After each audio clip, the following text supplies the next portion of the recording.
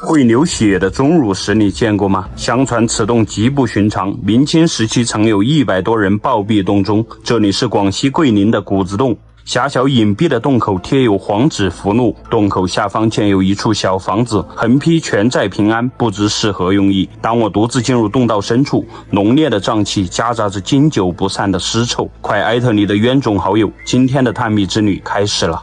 这下面看到没，全是骨头。知道我们为什么选择钟乳信宗吗？在我面前呢，就是一个小小的庙宇，这个上面写的有全寨平安4个大字。在这个庙宇的正后方呢，就在这个密林当中，就是谷子洞的所在。我们这时候就进去看一下，里面究竟有些什么离奇之处，还有上次徐小芳在里面遇到的离奇事件究竟是什么原因。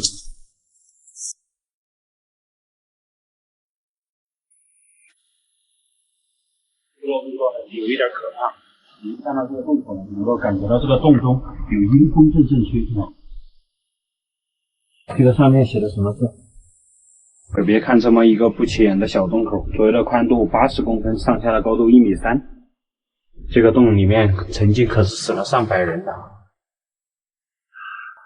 但是我们要相信科学啊，不要被这些离奇的传说所蒙蔽。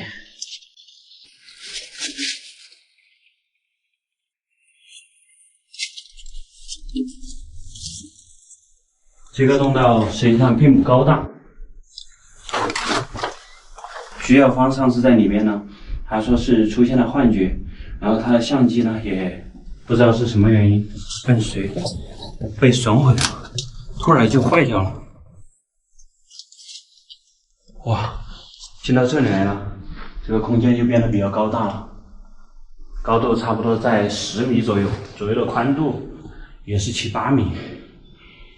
有琳琅满目的钟乳石，洞里面安静的出奇，能够听到自己的心跳声。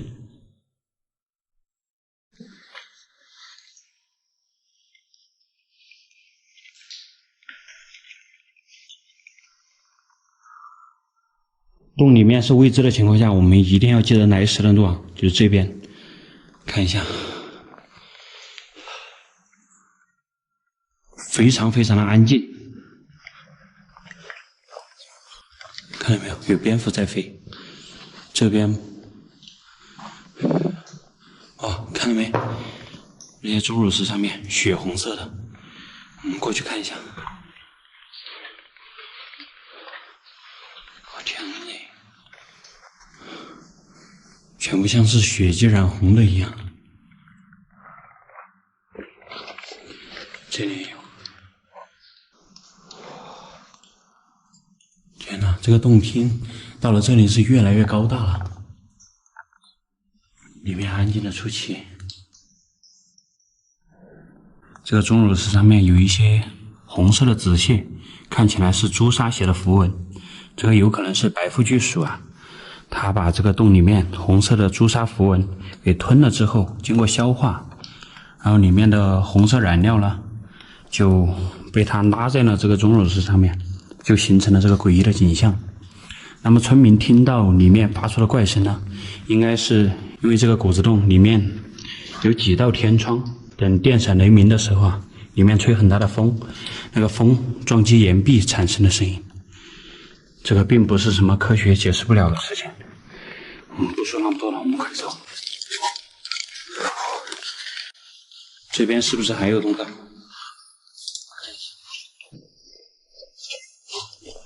哎，这里有个狭窄的裂缝，好大个味道，这里面好大个味道。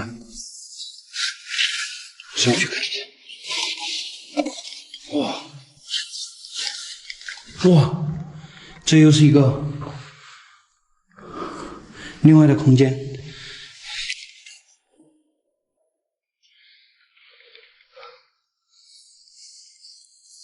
我去，这里应该是一个起始坑。我去这边看一下。嚯，太大了吧！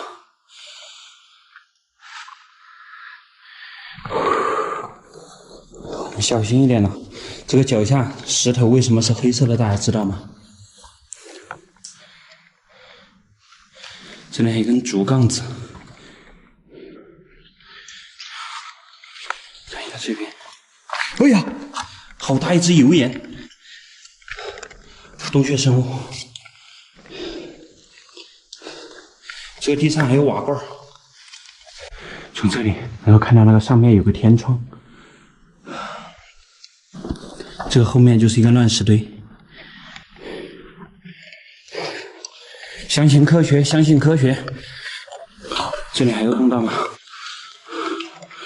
看一下，没有了，这边是盲洞。这是一个独立的大厅，大厅连着一个天窗，在那个位置。这个蝙蝠飞来飞去，飞得我心烦意躁。我去看一下，刚刚是从这边过来的。看这种野动的生物，一定要注意我们来时。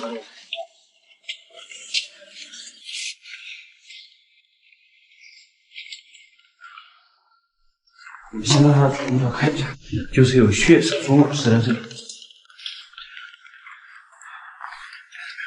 这全是蓝的。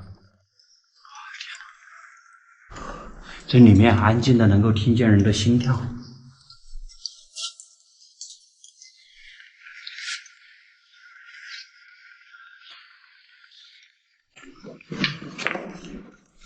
哦，这里有个向下的通道。啊，果然有。现在下去看一下。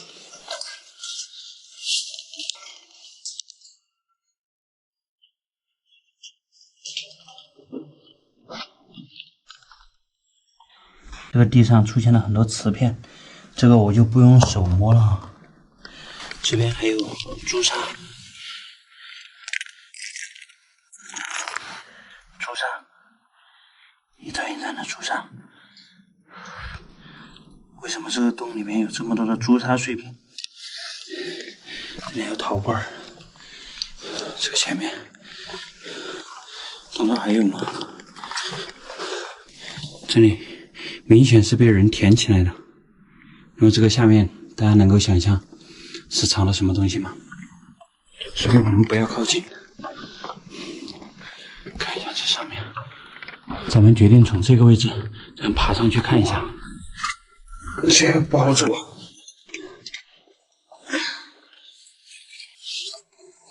好滑呀，这个。上面还有通道。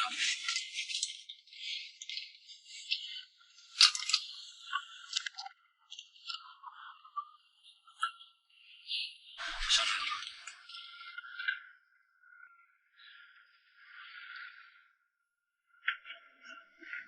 好大个味道。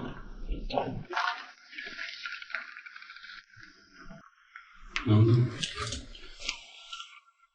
也是盲洞。哎呀，这边有蝙蝠，你看到吗？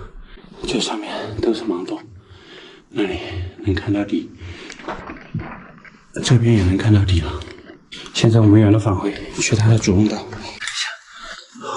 现在我们又回到了主通道，就是从那个洞道撤回来了。这时候又来到它的主洞厅，看这个石壁上面像壁画一样，很好看啊。还有这个洞顶上面有那个黄色的霉菌，这里洞厅应该是最高的，高约20来米。在我前方，这里这里面是什么？注意不要眨眼睛。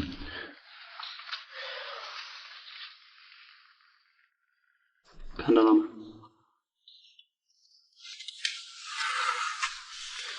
现在我们继续前进，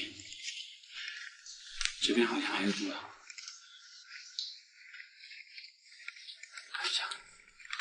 哇，这里好像是被封住了一个暗道，快看，用了一大块巨石，然后石头上面还塞了一些小石头，这里面有，哇，天哪！好大一个怪味吹出来，这有很强的狭管效应，说明后面还有通道。我们要不要过去看一下？这个过去的话有一点困难啊，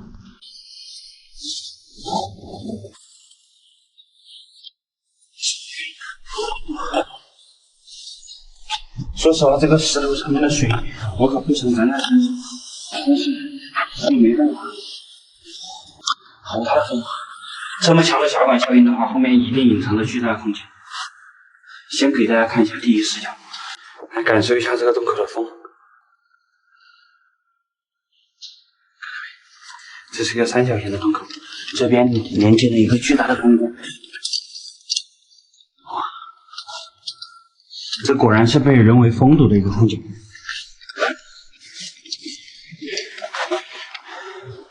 看到吗？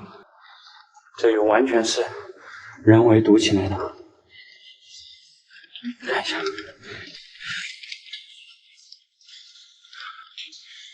大号记载我们是从这边过来的。哇，那边有阳光，看到吗？又是一个窗口。我们先去见见阳光，看一下这个地上，这里也是被人为填起来的。从哪里弄来的这么多大石头？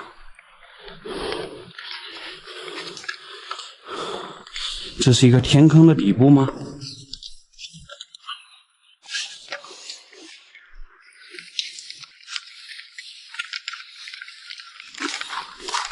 哇，这里有个火堆。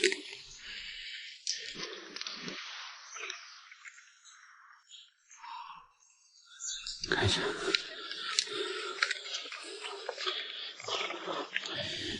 这边是一个大坑，大坑这边又有一个洞道啊，不过这个洞道不深，能够听到村里面村民发出的声音。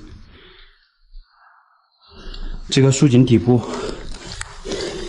很多仙茅，仙茅是一味中药啊，这里我发现了好多，看这全都是。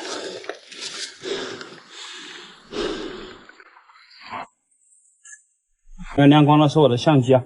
现在呢，咱们就从这个谷子洞里面的天窗爬出来了。这时候在一个密林当中，看这个密林，无人机完全发现不了这里面有个洞口。我们还是原路返回吧。再下去，吓我一跳！走，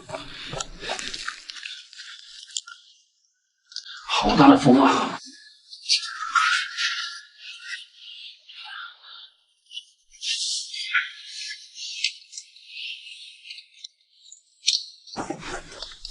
哇，真的是到了这里就是一大股那个味道，这个味道很难形容。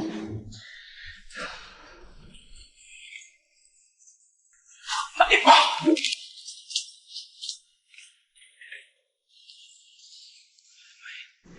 这看到没有？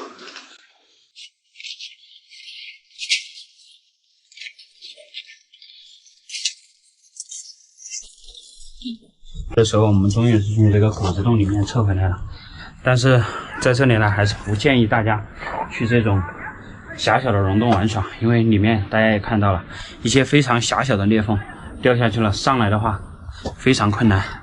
那本期视频呢，我们就拍到这里了，这时候我们赶紧下山。拜拜。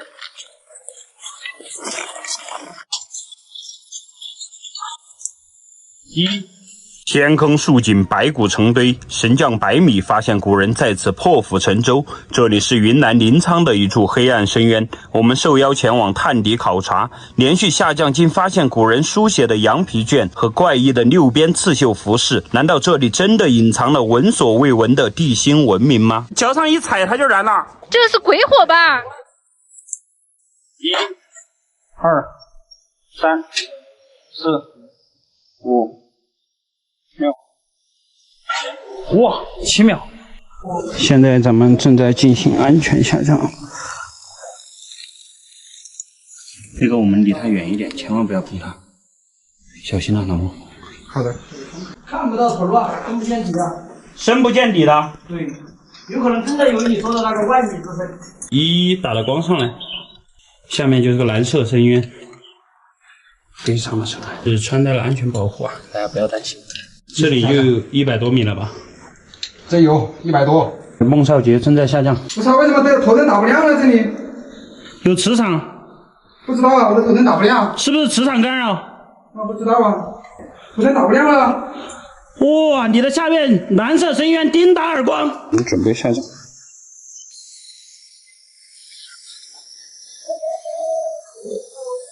这一段下去是可以复辟的，用垂直悬空。现在我们正在下降这一段大悬空，差不多有80来米。这时候我的队友他们在下面的一个大斜坡上面等我们，我们继续下降。大家千万不要模仿啊，安全操作。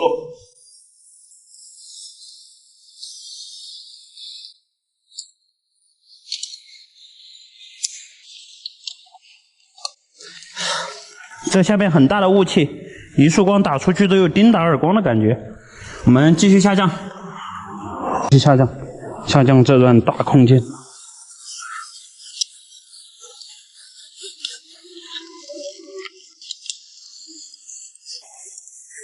历经100米神降，现在我们来到了它的一个平台，可以看到上面洞口啊非常渺小，有一束叮打耳光，能看到吗？非常的漂亮。这时候我们还在继续向下探索，在我脚下了踩的有很多这个生活垃圾啊，在此呼吁大家千万不要往这个天坑竖井里面扔垃圾，这些在里面历经1000年时间都不会分解污染的地下水系啊，这就是我们赖以生存的淡水资源，千万要保护好它。什么？好多骨头！哇，这个下面空间挺大的。喂，这个是原始的这个，怎么了？人就丢在这个下面来了吗？对呀、就在这里啊！看这里这么多。哇，天哪！这真的是白骨遍地啊！这看起来应该是犀牛，在哪里？哇，好大颗牙齿啊！这个带出去给古生物那个专家研究一下。好大，怎么这么大？太难得了吧！拳头大的牙齿你们见过吗？这有可能是古犀牛化石，就在这个水坑里面。这里发现了一根骨骸，这个我分析不是犀牛就是牛、马之类的动物骨头。这就是100米竖井下的景象，这里空间挺大，地面很平，应该长期有水流沉淀。这个地上有一些沉积土，上面有一个高20米、宽约5、6米的大裂缝。现在我们向着水流的上游前进，看能否找到那个水流地表水进入洞穴的第一个接触点，那个下面有可能会有大竖井。我们这一次的目标呢，是向着地心前进，寻找那个传说中的银河系统。这有阴沉膜，一大块，这个看样子青钢，这是青钢树，碳化了已经，看，好漂亮哇！什么神仙景色，太漂亮了吧！我们继续前进。我以为这是上游，实际上这边是下游。到了那个滴水那个位置啊，看那个水流就一分为二。这是向着左手边前进的，看这个水流，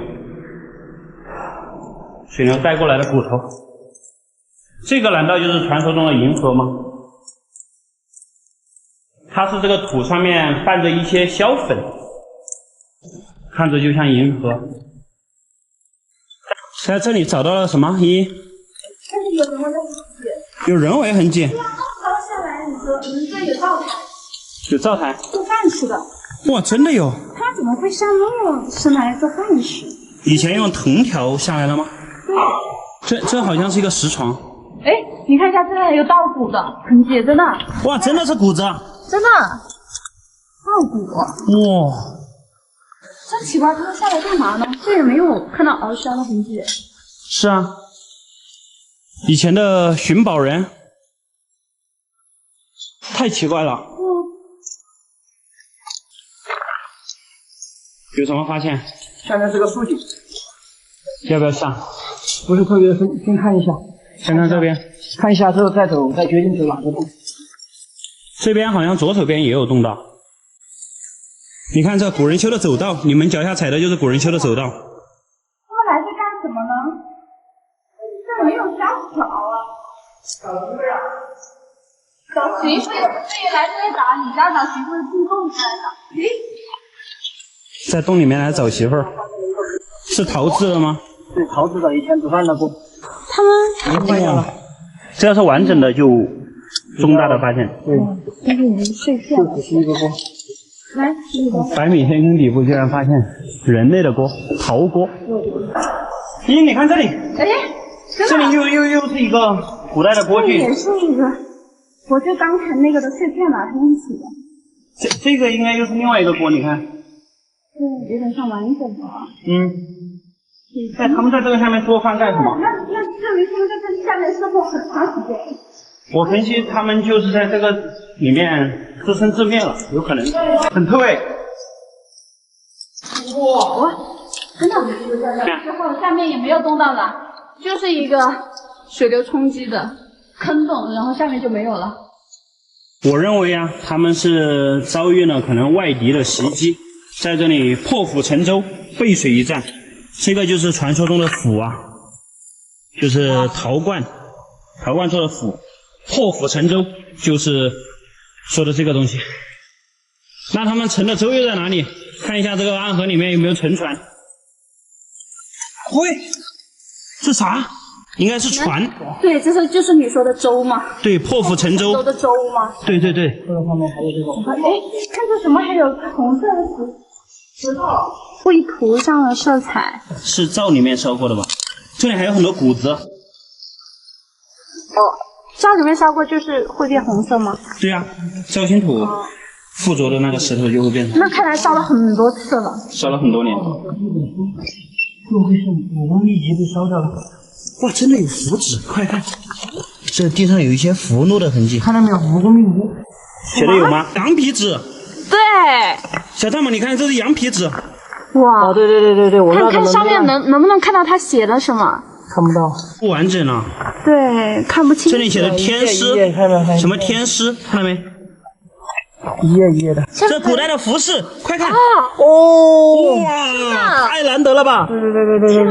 你看这还是一个完整的。对，这个不知道是个什么东西。你看它应该是这么长。是的，这个是这中间还有东西。对。吗？还是看一下这里还有这种。它是采用了一个非常规整的这个六边形，有6个等边三角形组成的。上面还有一些线绣的啊。看一下。太难得了，我去！你看看这边，哎，这边符纸的碎片还在有，看。哦，这里也有一个，看，这里有一个。哎，这符纸上面到底写了什么？轻一点。一碰就碎了，现在一碰就碎了。都是6边形啊。对，都是6边形。这太奇怪了。我感觉他在这里焚烧啊，有点像祭祀。也有可能是焚烧了重要的那个密信之类的。对，也有可能。当时他们不是说下面有一个集市吗？应该底下是很热闹的。这就是传说中的。这应该是心法。这个好好保存，这应该是心法，内功心法一类的东西。这个地上有很多遗迹，看这个红箱子，完整的一本书吧？完整的一本书。对。看这个木箱子，小大们快看，这还有以前鲁班的那个榫卯结构。对。已经氧化了这个。对，这一整片都是。哎，你们说这个很多仪器的这个后面这条暗道里面会有什么？这里有一个。哎，我在这里发现了一个火折子。火折？对呀，看这个。哦，这是古代人点火用的。对啊，点火用的火折子。哇，这里有条暗道，这里有暗道。哦，对，这里有暗道。我们看一下这个暗道通向哪里？这个是他的牙齿。这个应该不是马哈，这是牛。对，这个牛它有角哈。会不会姜子牙的四不像啊？有没有什么情况？这里有个断崖。断崖能不能下去？可以下去，现在先锋布好了线。啊， 500年前的天坑古城你见过吗？这是当年苗王甘巴珠在此屯兵储粮的地方。精密的城墙、偌大的空间和从未被人找到的军械库，成了此洞最大的谜团。565年前的地火炉。深入此洞后会有怎样有趣的发现呢？接下来跟随我披荆斩棘，寻找苗王军事营盘。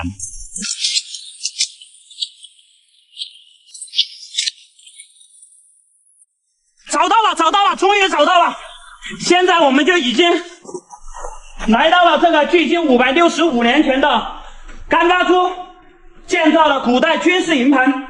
可以看到这个位置特别的隐蔽啊！我们用无人机在这个山上反复照了很多遍，最终呢，还是找到了这个地方。据说里面有一个不为人知的军械库，藏在暗道当中。今天呢，我们就进入这个军械库里面一探究竟，看能否发现一些古代的苗族痕迹。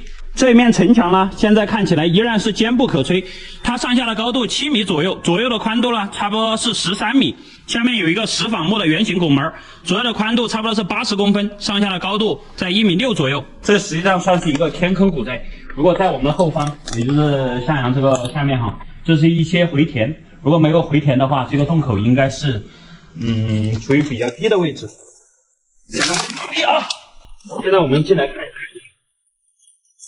手滑呀！这个营盘的城墙是采用了石仿木的结构，上面是加的拱。这一道城墙厚度差不多在1.3米左右，它是2堵城墙做的一个复式，里面要宽一点，里面差不多有1.8米了。我刚刚在上面感觉这个只有1.5米高，实际上这个有2.2米左右了。这样进来可以看到这个上面的石拱啊，全部都是采用了石仿木做的榫卯结构。进来之后，这里是一个通往地底空间的入口，这个旁边有一道石台阶，这样上去。右边呢是一个简易的哨所，那个石头上面开凿的有10孔，曾经这里应该做的有一个保安室。我们现在这样上去看一下，这个台阶修建的很陡啊，这样上来。这是一个小2层。这个上面设计的有射击孔，它是外小内大。这个寨子呢是建于1458年，距今已经565年了。看一下在外面，也就是说在565年前就已经出现了这个火器。好，这时候我们话不多说，这边也是一个哨所，直接进入洞道深处去看一下。这个跟我们上次在贵州那边去的那个鲜鱼洞，它的结构非常相似，也是右边有这样非常陡的台阶上去。这个地上有点的香烛残片，这个上面还有用朱砂做的一个什么，画了一个图案。看一下，地道入口。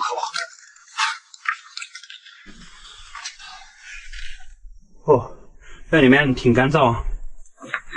这个洞穴呢，并非人工开凿的，它是因地制宜，在这个洞口啊设立了城墙，将洞道里面改造成了这个军事住所。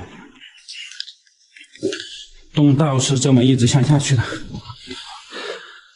这里面很多城墙遗迹，这里有点像个猪圈，应该是这样，以前的。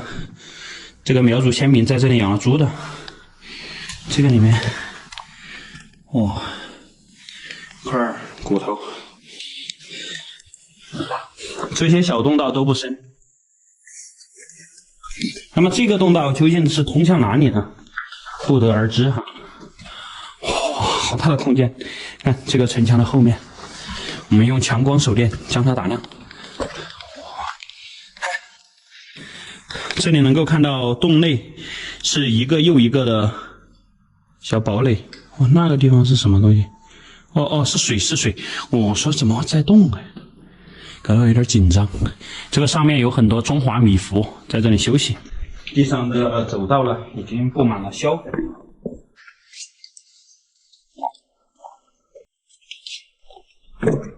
这边有一个比较大的石柱子。这边全是这样的石院，这里空间很高啊，高度差不多在20米左右。通道很宽，而且空气也还挺好。如果这个洞有几个出口的话，空气能够在里面形成对流的话，它就是不会缺氧。这里还有以前的人进来探洞的时候做的标记。这边还有造星土，红色的造星土，也有可能是在这里烧火取暖过的。这旁边是他们的伙房，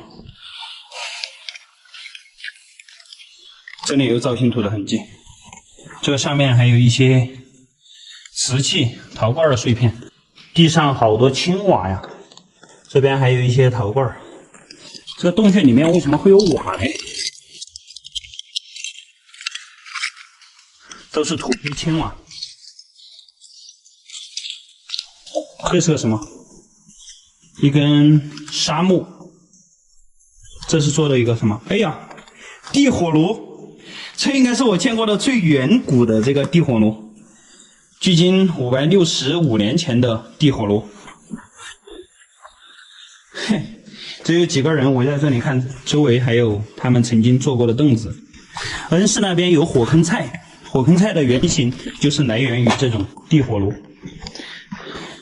这边应该是它的厨房，看这个岩壁上面黑不溜秋的。咱们文房四宝还记得吗？笔墨纸砚，墨的那个原型就是采用的这个烟尘，然后下来研磨，加入一些特殊的东西，经过敲打陈化，最后就形成了笔墨纸砚里面那个墨。大家看这一方这个洞顶漆黑如墨的烟尘，可以做多少墨呢？洞顶上面有很多白色、黄色的菌类，看起来像满天星辰一样，非常的漂亮。这里同样是有这个造星土，还有一些，哇，很精致嘛，这个像那个金刚头的手镯一样，一个器具的手背儿。再看这个器具，它的厚度差不多是有2.5毫米、2.5毫米。可见我们在明天圣2年的时候，那个制陶技术就已经非常成熟了。这上面还有毛笔做的釉笔。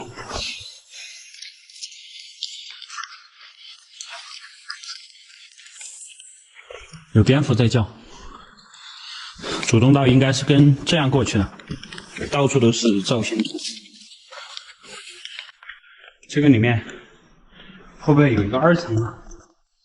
上去看一下，全是这样的乱石。这个前面好像是出现了封堵。古人还是厉害呀，这么小一个洞，进来能有如此大的空间。哇，大竖井，可能要用装备了吧？这个，这边又是一个屯兵台。应该曾经在这个大厅里面做了有很多的卧室。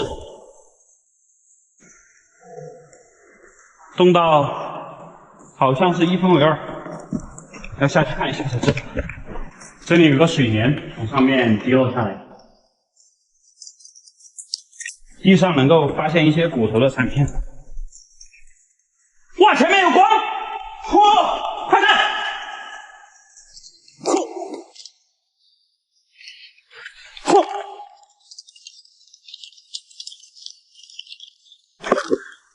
哇，屯兵台，这边又是非常精美的城墙建筑。哇，这里真的是有可以拍大片的感觉。这应该是房子的地基，以前有可能在这里做的有土墙，中间呢是一个大水井，这个水井下面很多瓷器的碎片。从这里可以下去，好清澈的水啊，很不错的水质。我们现在穿越这道石门，去前面看一下又是怎样的光景。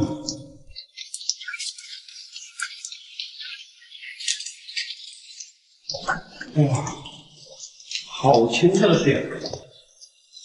当年的苗族先民在这里建造城墙，在这个上面做防御。